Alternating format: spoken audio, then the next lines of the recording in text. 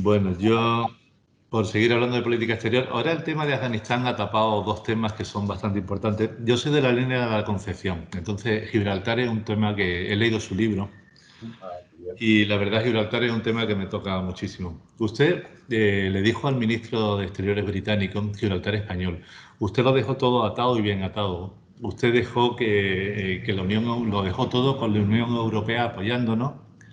España tenía derecho de veto, que es lo que ha pasado, señor Margallo. Eso fue, para ser honestos, y eso explica mi salida de Exteriores, una decisión del segundo gobierno de Rajoy. Discúlpeme, yo he leído la frase que le dijo Rajoy a usted. ¿Esa frase es cierta? Absolutamente, yo nunca digo mentiras, mucho menos a usted que lo acabo de conocer. No me lo puedo creer lo que le dijo a Rajoy. Rajoy le dijo, eso es mucho lío. Es un lío, sí. Es un lío. No, y dice, mira, no, es un lío. Es decir, en esta negociación en que tenemos la sartén por el mango, estamos pidiendo cosas tan elementales como decir que se cumpla la legalidad internacional, que es las resoluciones de Naciones Unidas que dicen que hay que procederse a una descolonización por negociación entre las dos partes y que termine no aplicando el principio de autodeterminación, sino el principio de integridad territorial. Es decir, pedir que se cumpla la ley internacional no parece una petición extrema. Segundo, que no se tolere un paraíso fiscal, ahora que nos ponemos todos tan estupendos con los papeles de Panamá, Luxemburgo, etcétera. Tercero, que se acabe con una situación, y usted si es de la línea lo conoce muy bien, de colonización del campo de Gibraltar por Gibraltar. Es decir, que la diferencia de renta es de 1 a 6, cosa que no ocurre en ningún lugar en el mundo. Y eso se completaba con una zona económica especial que es perfectamente admisible dentro de la Unión Europea, mucho más cuando sirve para resolver un conflicto eterno, como se produjo en Irlanda, que hubiese cogido Gibraltar, el campo de Gibraltar, Ceuta y Melilla, en el cual hubiésemos convertido esa zona en una plataforma de transformación de los bienes que vienen por el estrecho de Suez y que se van a Rotterdam, aprovechando el corredor mediterráneo y de una plataforma para las empresas que necesariamente van a tener que invertir en África. África va a ser la gran asignatura en los próximos años. Pasa de 1.250 millones ahora a 1.750 en 10 años, una población joven. Y o hacemos algo ahí y nos buscamos la colaboración de los países de origen de tránsito o vamos a tener un problema de inmigración incontrolada muy, muy importante. Eso era todo lo que había en Gibraltar y eso lo llevamos a Naciones Unidas. Lo planteamos ya en Naciones Pero Unidas. hay una cosa que a mí me llama la atención. Constantemente todos los medios, los partidos políticos, absolutamente todo el mundo habla de los 30.000 trabajadores transfronterizos que hay.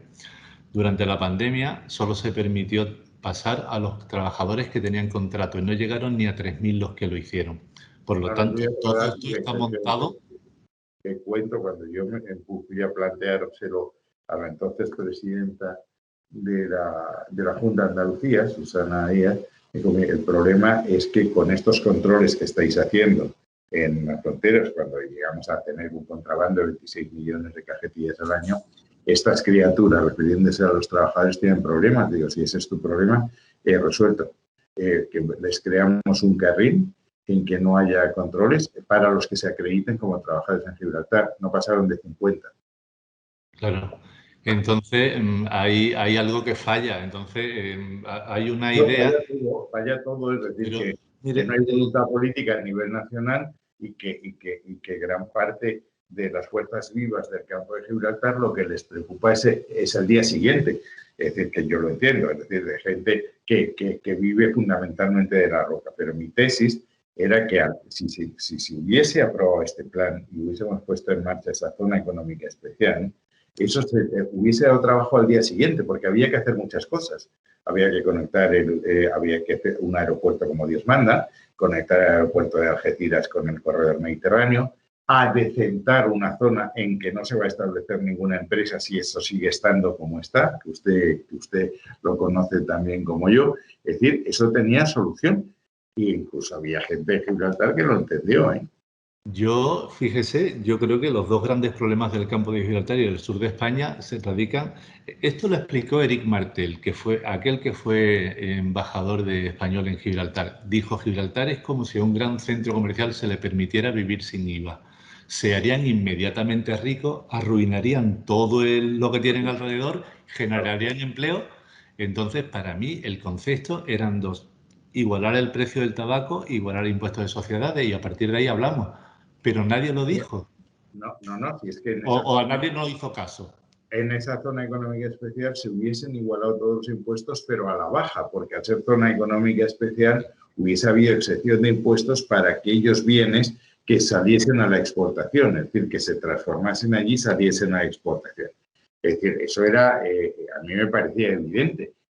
Hombre, que había que seguir. Yo lo que sí le dije a Rajoy, cuando me dijo que era un lío, digo, hombre, si lo perdimos hace 300, 400 años, no nos lo van a devolver con una caja de bombones en desayuno, habrá que pelearlo, ¿no? Bueno, Juan Franco, el alcalde de La Línea, está solicitando de nuevo esa Ahora, zona fiscal. a buenas horas mangas verdes. Claro, eso tenía sentido cuando era resolver un problema colonial, que era acatar Naciones Unidas y resolver un conflicto entre los dos aliados, que es lo que se hizo en Irlanda. Oiga, para resolver este problema yo acepto un régimen transitorio favorable, pero para todos. O sea, lo que no podemos es, y el otro ejemplo es que con lo que quería hacer Laya, y que me imagino que seguirá haciendo Álvarez, es permitir que los gibraltareños sean españoles para todo menos para pagar impuestos. Sí, sí. Es lo que pone debajo el lema de Gibraltar: todo para mí, si queda algo también para mí. Sí, Pero bueno, lo tenemos bastante bien asumido. Cuando se abrió la frontera, el presupuesto de Gibraltar era de 50 millones de euros y casi todo lo pagaba el Ministerio de Defensa británico. Hoy día es de 650 millones de euros. Su Producto Interior Bruto ronda, según datos gibraltareños, del Boletín Oficial es la Gibraltareño. tercera renta per cápita del mundo, Sí. después de Luxemburgo y Qatar.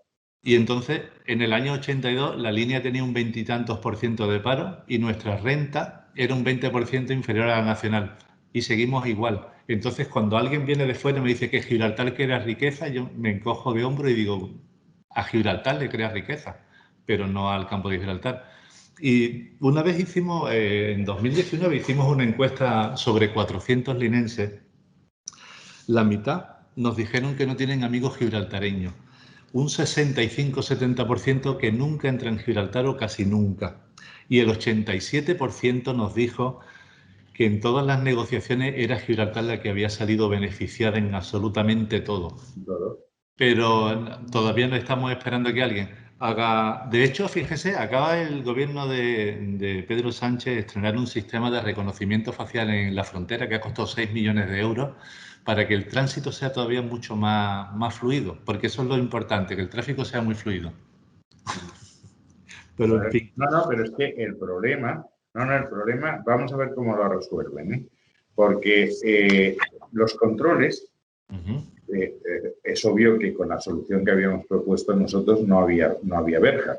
Es decir, la frontera exterior se desplazaba al puerto y al aeropuerto. Ahora quieren hacer lo mismo, pero manteniendo regímenes mercantiles y fiscales diferentes.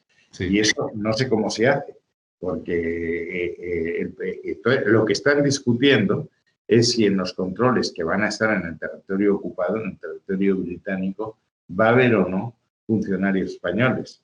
Picardo dice que no, que va a haber europeos y Gibraltar. Entonces no va a haber. Eso es lo que yo creo. Pero es que entonces vamos a ser el único país de los 193 que se sientan en Naciones Unidas que no controla sus fronteras. Y lo que no sé es si entonces no hay controles en la verja y el régimen fiscal sigue siendo diferente, ¿cómo se hace eso? Es decir, es que van a arruinar los estancos hasta Cantabria. Yo vamos. creo que tabaco gibraltareño va a haber en Alcobendas, dentro Claro, de... claro. Pero hay una cosa aparte, yo creo que la cosa es mucho peor, porque la línea siendo frontera no tenemos ninguna base del ejército, no tenemos ni una sola base de la Armada. Las fuerzas operativas de la Policía Nacional, de la Guardia Civil, que constantemente actúan ahí, no tienen ninguna base operativa en la línea y nunca nadie la ha planteado. Entonces son cosas que a mí me... El otro día hablaba con su amigo Carrascal. Zapatero retiró los efectivos del Ejército del Aire que tenían que controlar el tráfico aéreo. Sí. No, había una gestión permanente. Sí. Eso es así. Muy bien. Pues vamos a... Bueno, yo creo, desde mi punto de vista, que el cierre de la verja que hizo Franco, por cierto, estuvo francamente bien hecho. Y le iba a decir ahora eso, que todavía Franco cómo sigue coleando en este país y ahora tenemos el problema del nombre de las calles, de la memoria histórica. Cuando abrimos la verja, se Sí, abrió porque a gritos Margaret Thatcher dijo sí, que no sí. entraríamos ni en la Unión Europea ni en la OTAN si no se abría la verja. Ujú. Y nosotros cuando nos lo han puesto, como a Fernando VII, hemos sido incapaces no ya de gritar, sino de insinuar que queríamos hacer algo parecido, que al final era bueno para Gibraltar. Esto no va a ser, esto no es sostenible a medio plazo, tener unas islas Caimán en la frontera sur de la Unión Europea, con un régimen de sociedades distinto, etcétera. Eso no aguanta. Hay mucha literatura al respecto a principios del siglo XIX en el que los propios británicos se maravillaban de la riqueza de Gibraltar y de la pobreza del campo de Gibraltar. Si lo he leído yo, alguien debería haberlo leído también, pero toda la pobreza que genera, evidentemente, los británicos han tenido colonias y han sido paraísos fiscales, fagocitando todo lo que tienen alrededor, es su sistema. El problema es que el Reino Unido tenía una colonia en Gibraltar y Gibraltar tenía una colonia en el campo de Gibraltar.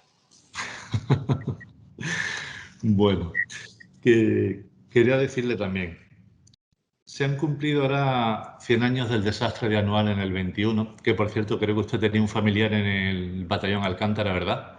¿Sí? Y esto se le ha concedido la importancia que debe a un hecho que fue, murieron más de 10.000 soldados, 10, 12.000 asesinados, torturados, y hemos pasado un poco como de puntillas por ese tema. Bueno, también hemos pasado de puntillas que fue el gobierno del que yo formé parte el que concedió la laureada al regimiento de Alcántara. Franco no se había molestado en concedérselo. Y lo que también subraya, por este libro arranca de la constatación que este año se cumplen 100 años del desastre Anual y que Anual lo que demostró es la debilidad de España como nación en aquel momento y la ineptitud del gobierno como dirigente de la nación, que ello fue un auténtico fracaso nacional. Yo creo que no se ha dado la importancia que tuvo Anual. Y bueno, pero tampoco se ha concedido ninguna importancia al aniversario de las Navas de Tolosa en el 2012. Es decir, yo creo que el único ministro que estuvo allí fui yo en las Navas.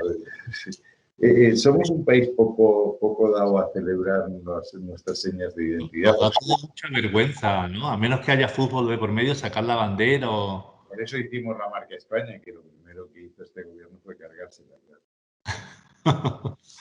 Bueno, mire usted, en Anual, Abdelkrim no lo cogimos porque se lo llevaron los franceses. Y ahora que también tenemos un ligero conflicto con Marruecos, siempre me daba la impresión de que Francia y Estados Unidos van más con Marruecos que con nosotros. ¿Es una impresión errónea o no? En mi época yo no tuve esa sensación, y es verdad que no tuve ningún conflicto con Marruecos. Yo también tuve algún conflicto, es decir, tuve el incidente de cuando la Guardia Civil en Aguas de Ceuta paró una embarcación deportiva y de trajo al rey a Marruecos, que nos costó un disgusto importante. Y luego alguna ocupación de islotes por emigrantes que resolvieron ellos. O sea, con Marruecos hay, como dicen los marroquíes del RIF que hablan en español, hay que estar amigos. O sea, la prioridad estratégica de España es Marruecos. Y enlaza con la primera de las cuestiones que usted me ha planteado.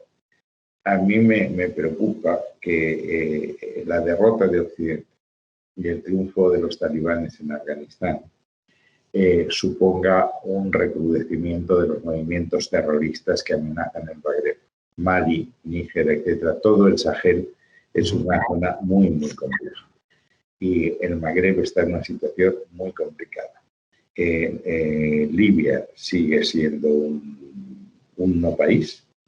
En Túnez sigue habiendo el único ejemplo de éxito de la primavera ha fracasado. Argelia no ha acabado de resolver la sucesión de Bouteflika y en Marruecos podemos tener algún problema serio. Y si se desestabiliza Marruecos, España va a tener un problema. Y ahora la ruptura de relaciones de Argelia-Marruecos es una mala noticia. Creo que la prensa argelina está acusando a los marroquíes es de haber traicionado a la causa árabe al haber reconocido a Israel. Y a nosotros la estabilidad del trono de Marruecos es capital para los intereses de España. Sí, hombre, es como decían durante la primavera árabe, que eran unos sátrapas los que había, pero eran nuestros sátrapas. Y en este caso puede ser No, eso. sí, pero es que la primavera fíjese cómo ha terminado. Lo que sucede es que yo veo ahora estamos en crisis con Marruecos, tenemos una tensión, pero yo le pregunto a usted, ¿tiene motivos Marruecos para estar molesta con España? Vamos a ver, el gesto de traer al secretario general del Polisario a España en las condiciones que vino era un gesto extraordinariamente hostil. En todos los países hay unas líneas rojas que no se pueden cruzar. El primero que a mí me contaron en China, es decir, Hong Kong, Taiwán y Tíbet son temas capitales. Yo lo que advertí siempre, Cataluña es un tema capital en España. Y para Marruecos, el Sáhara es un tema central. Lo primero que hace cuando usted va en visita oficial a Rabat es ir a la tumba de Mohamed V, que está adornada con las banderas de la Marcha Verde. Por tanto, el tocar el tema de Sáhara es realmente saber que le has pegado una patada al avispero, y eso es lo que ha pasado. Pero es que la información en prensa decía que es que habían informado a los servicios secretos que el líder del Polisario estaba aquí. Yo eso no me lo creo. Los servicios secretos de Marruecos están muy preparados, son muy modernos, le hacen un seguimiento constante y sabía perfectamente que iba a llegar a España. Absolutamente, desde el minuto uno, desde que embarcó en Argelia. Desde que embarcó. Los servicios secretos no es un país tan tercermundista en ese aspecto, los tienen además muy ramificados dentro de España y por toda Europa. Créame que lo sé muy bien porque la colaboración con ellos era estrechísima, porque Sí. aquí hay 200.000 marroquíes Sí. que siguen. Pero ahora hay una duda que tengo. ¿En qué momento ningún país, creo, serio, permitiría que su vecino del sur duplicase su tamaño más aún a costa de territorio propio, como ha sido en caso del Sahara? ¿Qué es lo que pasó? ¿Qué coyuntura hubo para que España permitiese la anexión del Sahara? Pues que el régimen de Franco estaba agonizante. Es decir, el régimen de Franco en sus últimos años ni abordó la crisis del 73, ni fue capaz de afrontar la crisis del Sáhara. Y estaba la imagen de la revolución de los claveles en Portugal y nadie se imaginaba un ejército derrotado volviendo a la península cuando a la muerte de Franco aquí no había nada. Es que no había cortes, el procurador nombró a dedo, la segunda cámara era la clac del movimiento, no había sindicatos, no había partidos, había una opinión pública que no sabía qué iba a pasar. Eso es lo que pasó, que aprovecharon la debilidad del régimen para poner en marcha la Marcha Verde. Era un régimen además muy aislado internacionalmente. No, entonces no hubo nada de eso que se dijo de una presión de los Estados Unidos hacia España con tal de garantizar la... Y eso no lo sé. No le consta, ¿verdad? Hay una cosa que sí, el nuevo ministro de Exteriores español y el presidente Pedro Sánchez dice que vamos a dialogar con Marruecos sin líneas rojas, sin tipo de abiertamente. ¿No le dan a usted un poco de escalofríos cuando...? No vamos, entiendo que que no hay líneas rojas salvo las cosas que no se pueden hablar. Es que no se puede hablar de lo que es la integridad territorial española. De Ceuta, de Melilla, de las aguas de Canarias, de esas cosas no se pueden hablar. De lo otro pueden hablar, pero de eso no. Es que las aguas de Canarias y Canarias ya, si se atiende a que Estados Unidos... Bueno, Estados Unidos cree que sigue la línea que marcó Trump de reconocimiento de la soberanía marroquí sobre el Sáhara. Lo que sé es que no se ha revertido. Claro. Lo que no sé si Biden procurará enfriar el tema o no, pero yo creo que no se va a revertir, en que esa declaración no va a modificarse.